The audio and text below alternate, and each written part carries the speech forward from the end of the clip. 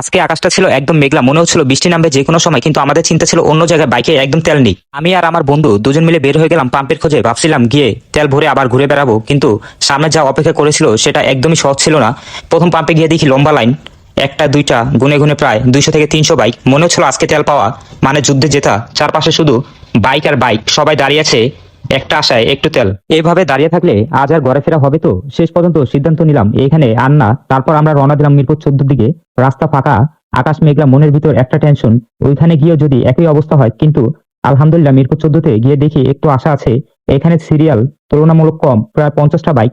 হ্যাঁ, তাও কম না, কিন্তু আগের জায়গার সাথে তুলনা করলে এটা যেন আমাদের জন্য একটু সুযোগ।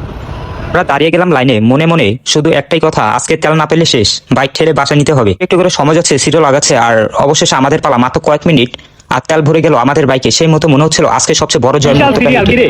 এমন থাকলে তো কান্তি বে মানে একটু পরে এলে তেলই পাইতাম না বেটা, তুই জানো।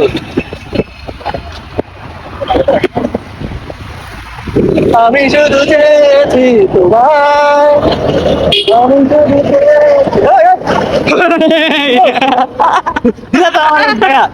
সমস্যা নেই, ভিডিও